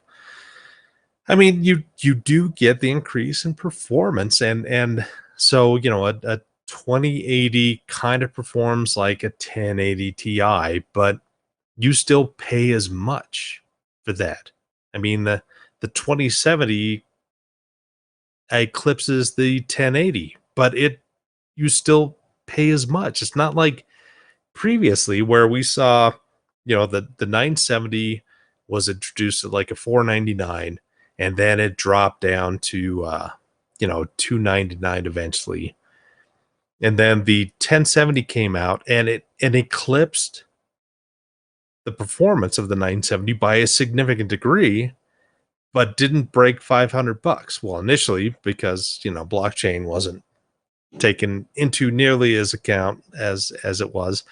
But you could initially get those for not a whole lot more than a decked out 970, and you'd get a big jump in performance. Not so much in features, but performance. And you got double the memory. You got, went from a 970 with 4 gigs, and you had a 1070 with 8 gigs, and you didn't have the crazy 970 memory controller thing that, fractionalized one off, and you had a shared memory bandwidth for the last, two 500 meg slots. I can't remember all of it, but it's just, yeah, it's so strange to look at how they market it. And I understand from just die size and cost, but still, um, a lot of people look at this and say there's no compelling reason for me to upgrade to spend $200 to get these RTX features that may or may not really improve my experience and certainly will not improve my performance, or I'd stay with my 1070, my 1060, and Yeah. I'll get 95% of what I'm seeing here. And, I don't see a reason to upgrade. That's, don't get me wrong. I love technology. I'd love to see it, but I'm not made of money. So I'm not going to get a 2080 Ti for $1,200. It just is, that's a house payment for a lot of people, and they're not going to do it. Was Pascal too good for 2016? I mean, that's a ridiculous question. I actually posed this to you earlier in the week, Josh. It's like Yeah, no, if they're I don't think it was. Go ahead. I'm just saying, like, if they were sitting on something that was such a massive, if you go from the 900 series to the 10 series, huge gains. Like Pascal's just in another league, and especially like the 1070. The 1070 came out at 329, I believe, somewhere around there. That's just nuts for the performance you get from the 1070, which Yeah, even and it today is was. still kind of like a benchmark especially for that price range. I would not say that it was too good for the time. I think the focus in NVIDIA, they were a little too aggressive with DLSS, the machine learning stuff, and RTX. Because if they would have taken what they learned from Pascal and applied that to the new design rules that kind of, compress but still allows good performance in terms of, die size and whatnot, and gone to the new 12 nanometer stuff, allowed it to achieve better performance, done some of the internal things that they did with the RTX chips in terms of just the DX11, DX12 performance and the shaders and rasterizers without going into RTX, ray tracing, and machine learning. They would have had another massive leap in performance with new GDDR6 memory, but they didn't go that way. They kind of threw in the kitchen sink with RTX at a spot where they sacrificed too much die space in terms of performance and thermals to really get that jump that we had been expecting from the 700 series to the 900 series to the 1000 series. And it just kind of stalled out because they added everything. I mean, seriously, kitchen sink to this GPU. And yeah, you've got a little bit better performance in terms of the regular kind of rendering stuff with DX11, DX12. But you throw RTX in there and your performance kind of goes to crap, even though you get some limited ray tracing type stuff and some interesting lighting effects with applications that actually support it, which there are two. It's not very compelling. We could talk about this all night. All night. And my harebrained ideas about them being slower to I mean, Pascal, they released it and it was great and it sold incredibly well. And it's I mean, you look at the Steam hardware survey charts, like that's still a big part of like the top 10, the top 15. And for a lot of people, that's like good enough. That's the problem. Like it was like DVD. You went from broadcasts like standard def to HD. That was a big jump. And to go from HD to 4K, like there are some people who just don't see it, like or they just don't care. It was like going from VHS to DVD. Once people saw that, they didn't care about Blu-ray. I used to work in retail in electronics, and people did not care about Blu-ray. And when Blu-ray came out and movie studios started switching over to Blu-ray, there was a lot of outrage. If you look at those multi-packs, like the DVD and Blu-ray, those were the only things I could sell people. Like, it's the only way you're going to be able to get the DVD. And they would pay $30 for a Blu-ray, DVD, and digital copy set when they could have bought the Blu-ray alone for like 18, because they did not care. They would not buy a $100 Blu-ray player because they just couldn't see the difference. Sebastian, early Blu-rays, though, I mean, I remember watching the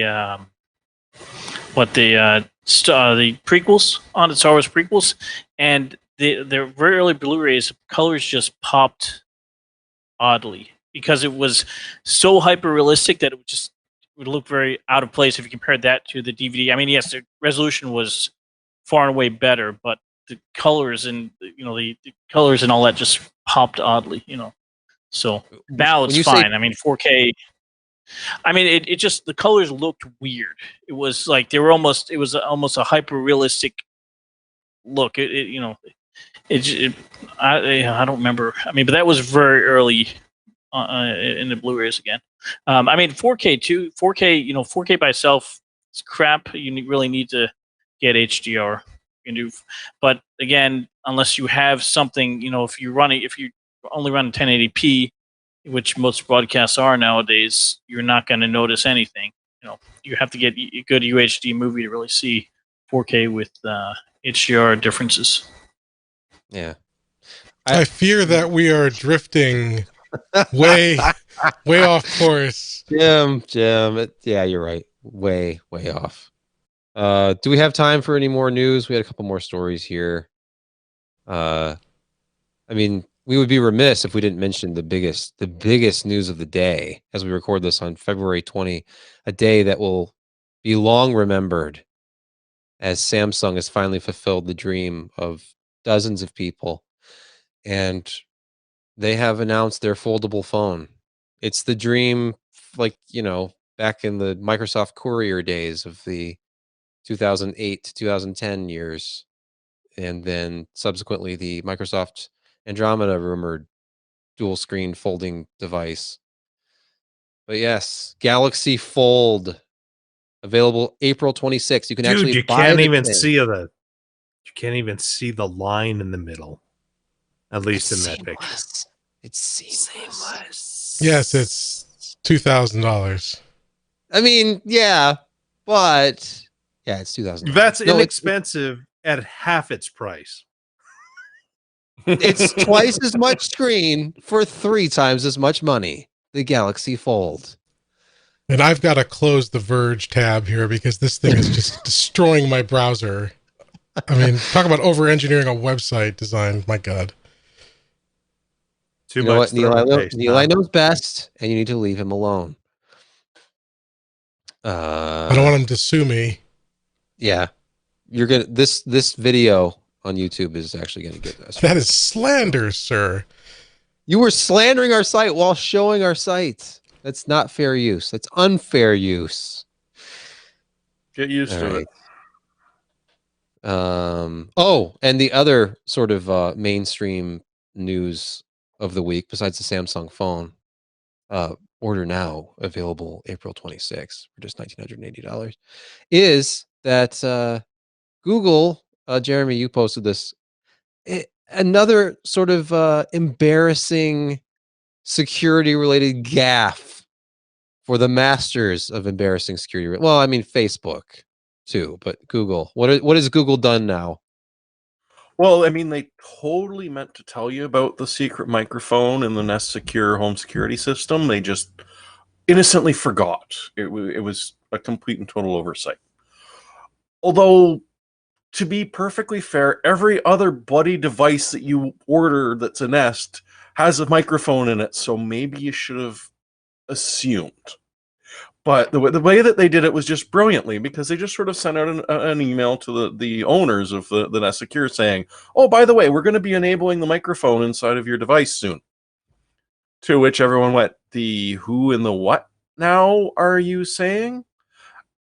And Google, of course, is like, well, oh, trust us. We totally haven't turned it on, and we're not recording stuff that's going on around you through that microphone.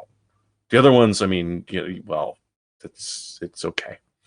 So it's just a ridiculously bad way of rolling out a feature and disclosing that you've put something in that you didn't bother to mention, and an incredibly creepy response after people were understandably upset. But I mean, we're talking about the same bloody day that Nike shoes turned into bricks. So I'm gonna say it's the internet of shit, and you're gonna have to get used to it. It is completely unsecure. It is never going to be updated, and chances are it is spying on you in ways you're not even imagining. If you're okay with that, go out and buy it, because even like the thing that's just sensors to say a window is open or closed, or a door is open or closed. Well, the base station it's going to be recording you.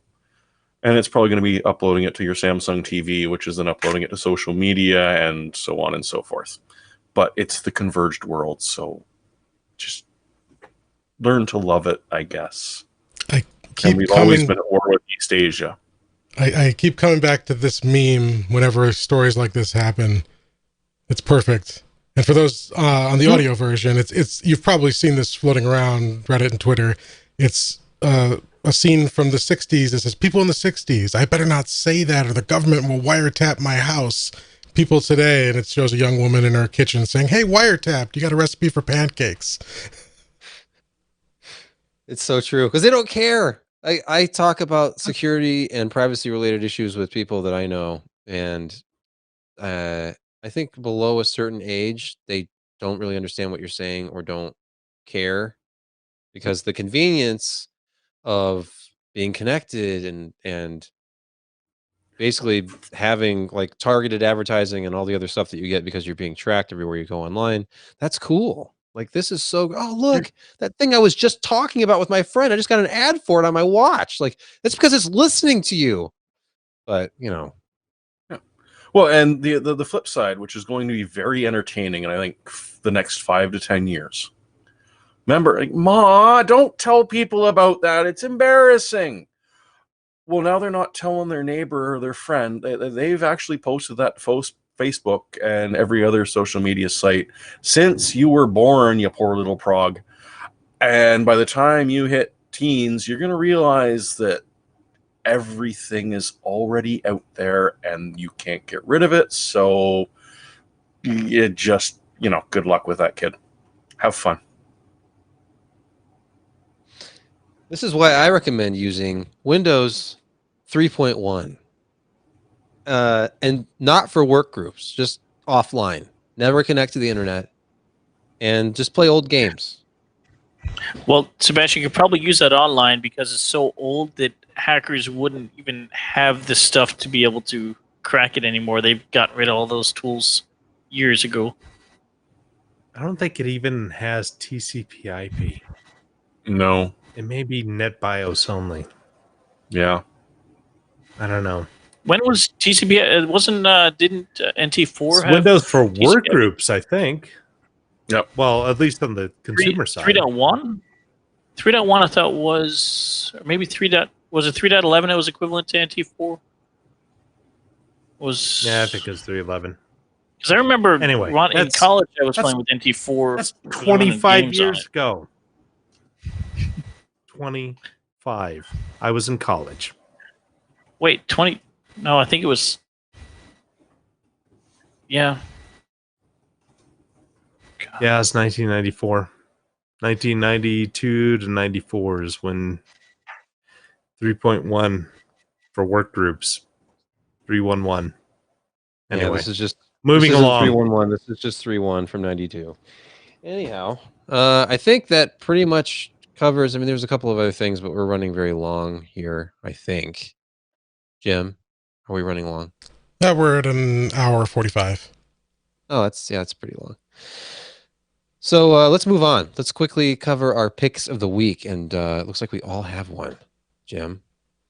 All right. Well, actually, I have two. One real quick. I forgot to add to the show notes, and that is something pretty cool. I got an email from a reader, a listener named Sean, who since this summer has been indexing our podcasts at the TVDB.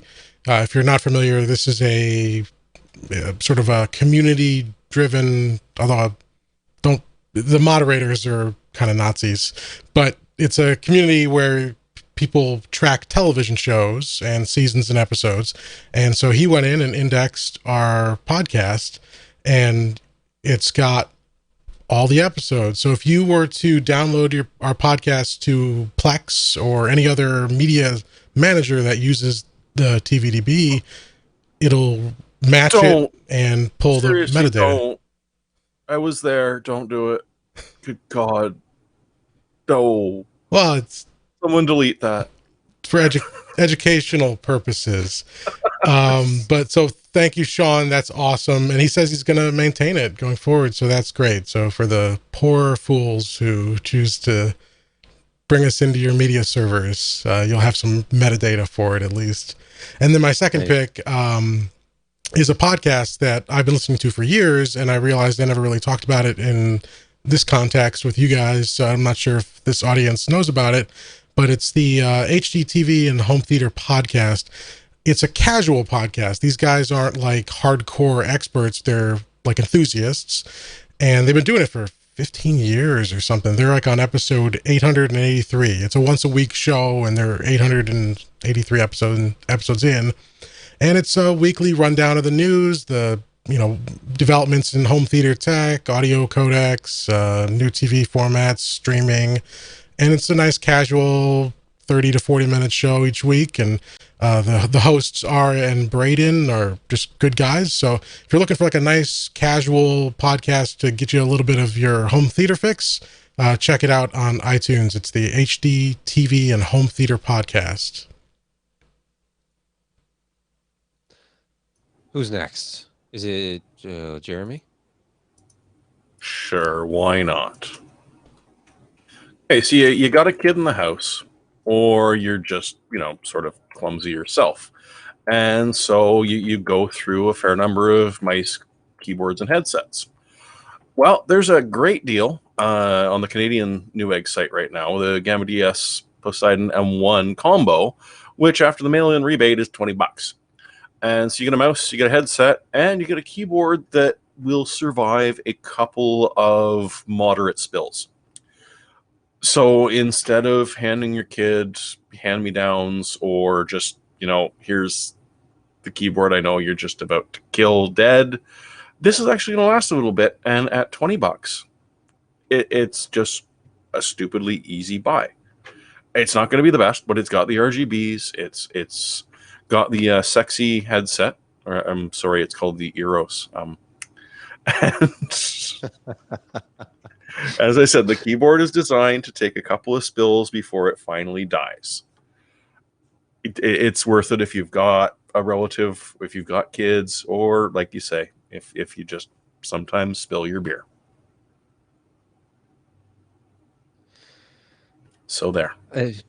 It reminds me of I think it was last week. LGR's video was about this like kid-friendly keyboard from the mid-1990s, and he was like smearing peanut butter on it and dumping milk on it while he was playing Duke Nukem 3D, and it didn't quit working because it was basically just one of those like strips, like those roll-out flat keyboards, membrane keyboards, but it was like attached to a plastic base. But those things are dreadful to type on, but that seems like it's like the answer. I would not give my son a keyboard right now.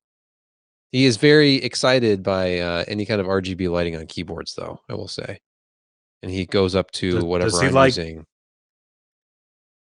Does he like painter's tape on keyboards? That's an inside joke, everyone. It refers to my creative methods of repairing toys, which for various reasons ended up in blue painter's tape with a Starship Enterprise. Moving on. Those are collectible action figures. Whatever happened to the equivalent of that plastic wrap on couches that you used to get for keyboards?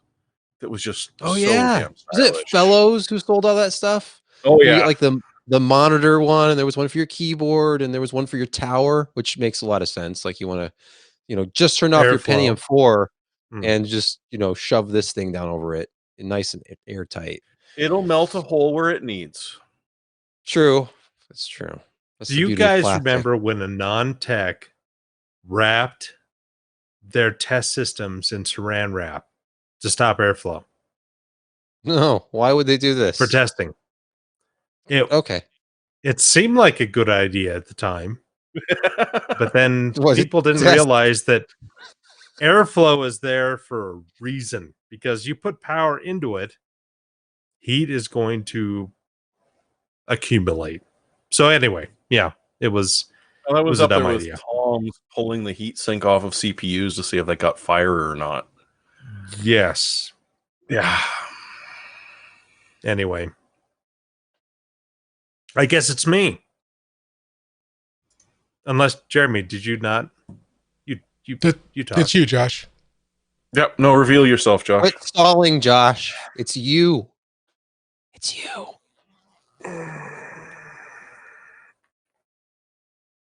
Gosh, proving he still has I hair gotta somewhere. change the rating on the stream. Hang on. Okay. Anyway, I've got the higher end gaming version of this monitor, but if you don't want to pay that much and still get, I think, 75 hertz, if you're attached to DisplayPort, this is a nice monitor for a good price. $600, 34-inch, 21:9, $1,900 curve.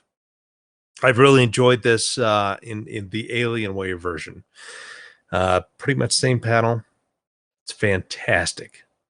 If you want widescreen, if you want to do racing, if you want to do sim games, anything, it's a really nice deal for a really good looking monitor.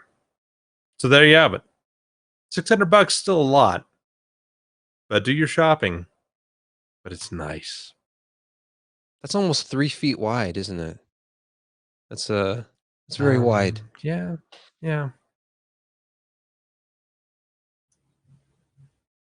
All right. So the name of your pick really, really worries me. What? Panda Power? Yeah. This is- I was not expecting this. I actually had forgotten that they sent stuff, but Choi Tech. They're a brand on Amazon that I actually bought. I think I bought USB Type-C cables from them and didn't really think anything of it. The company reached out to me a while back now and asked about like reviewing some of their stuff. And I'm like, oh, okay. I kind of looked over their product catalog. And one of the things was like, oh, hey, you sell like a really inexpensive charging pad, a wireless charging pad. I should see if it's any good. So it's been sitting here for a while. Finally took it out of the packaging like 2 days ago and plugged it in and threw my phone down on it. Works fine. It's 7.5 watt fast charging wireless pad. And on Amazon, if you look these up, they start, I think this is pretty much at the lowest price point. The particular one that they sent was $15. Seems completely fine. Doesn't come with an adapter or anything. You still have to supply your own USB power to the wall. But if you plug your phone charger into this, and then throw your phone down on it, charges reasonably fast. Like this is kind of like the same as plugging into like a USB port in your computer. It's not crazy fast, and I think most phones now, most higher end phones have fast charging, like Qualcomm Quick Charge, or obviously this would not work with like iPhone's fast charging because it's like you have to use Apple's adapter and Apple's cable. But anyhow, for a cheap wireless charging pad that just uses the standard wireless charging, like the Qi charging standard, this gets the job done and it's $15. And the one I have has a panda on it. So I mean, if you're into pandas, there's a non-panda version I see on Amazon as well. It's $20. So I mean, obviously go with the panda. That's all I got. Maury, did you have a pick? I did. So when USB 3.1 when USB 3.1 first came out, the challenge I had was, especially with the motherboard reviews, was finding some kind of enclosure adapter that would perform better than USB 3.0. Because if you're testing 3.1, you can't max out, or you can't get faster than 500 megabyte per second or a gig per second. You're not really able to show how well it performs. The enclosure that Jim should be showing you, the My Digital SSD M2X actually takes a NVMe M.2 drive and will allows you to use it over USB 3.1, either Type C or Type A port, or a USB 3.0, or even USB 2.0 if you choose to. It only works, or well, actually, it will take it. It will take. The problem with the early adapters that came out, because I've tried many different enclosures, and this is the only one I found that really works. Previously, they had enclosures like this, but they were only compatible with PCIe X2 cards, the X2 M.2 cards. If you put an X4 in there, it wouldn't work because you have the B key and the M key. This one is actually an M key type design, so it will work with a PCIe X4 M.2 drive. It works really well. I have not had. I've started using it past couple motherboard reviews. Have no issues with it. It comes with both as I said, a Type C cable and a Type A cable. So, and it just works really well. It's nice if you have if you upgrade your computer every once in a while, you have spare NVMe M.2 drives. You can use this and have an easy, very fast, portable solution. So Nice. They really missed out. This could have been the first thing that could have used a sex port. It could have been a SATA Express. A sex port? Oh, yeah, I know. The first and only peripheral. Hey, it's a valid standard. So, like U.2. Look at all the U.2 products that are out there. So glad it's a feature of they still haven't found what they're looking for. Yeah. All right. Well, everyone, thank you for watching or listening to us. We do this every week. Like I said at the top, that was like 2 hours ago. We've been podcasting for a very long time. It is almost midnight here in the Eastern time zone. And I should probably go to bed. But you can catch us, at pcper.com. You can follow us on Twitter if you'd like. Obviously, at Josh D. Walrath, if you want burger updates every Wednesday. What kind of burger did you have today, by the way, Josh? You're muted again. He had the muted Heroes burger. I had the Greek burger. It was a half lamb, half beef burger with tzatziki sauce, red onions, tomatoes, ciabatta bun. It's really good. Was there any feta on it? Any olives? No, not that kind of. No. So this is more like almost like a, what is it? A gyro? No, it's a gyro kind of in a Greek. burger. Yeah, a gyro burger. Okay. Well, good stuff. I will say for everyone, Josh wants to do a mailbag. So because we haven't done those since we need to come up with a name for the Exodus, the events that transpired at the end of the year last year. We can just call it like it was a different dynasty. It was the bunch of Nancy Reagans. It was the Ryan. Let's just say we changed the Shrout Dynasty. The Shrout Dynasty has ended. At the end of the Shrout Dynasty, we just haven't gotten around to doing the mailbags because we've been just trying to get new things going, but we want to get that back up. Josh wants to do one next week. So if you have questions for Josh, I'm sorry?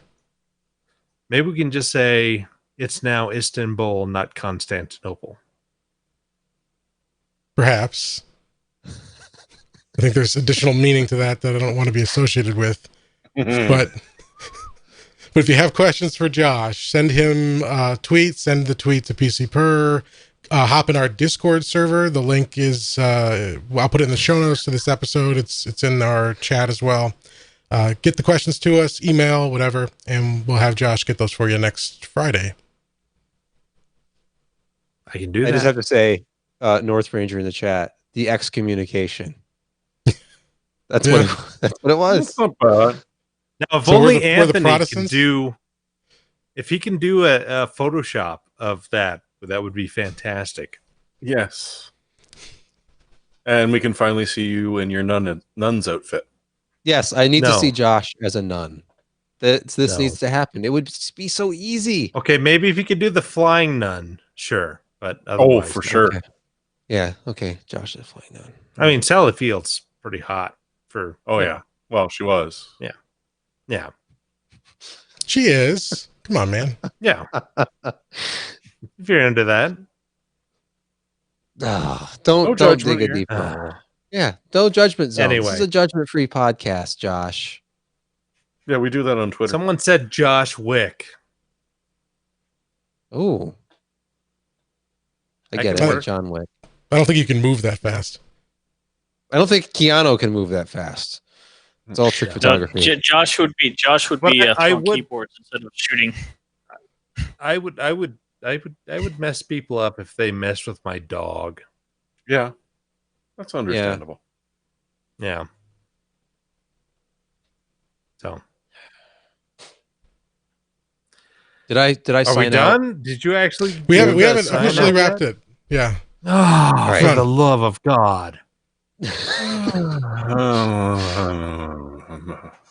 Thanks for watching or listening. Or I could also say, see you next week. Or just goodbye. You know, or all of those things. Or just nothing. Bye. You should just hit stop on your podcast player now. Throw it in the trash. Okay. I can make that work. Anyhow, Jim is like, great. Thank you for the thanks, dudes. smooth Aside from professionalism. Sebastian's camera exploding about 2/3 through, did everyone, did this system work? Was the feed okay for you? Seemed fun to me. Good. It Yeah. seems a lot better than Hangouts as far as overall quality goes. Oh yeah, the quality is significantly better. And hope the chat enjoyed it. Control. Thanks for joining us. Yeah. I got to figure Thanks, out how to guys. get the voice out of my ear.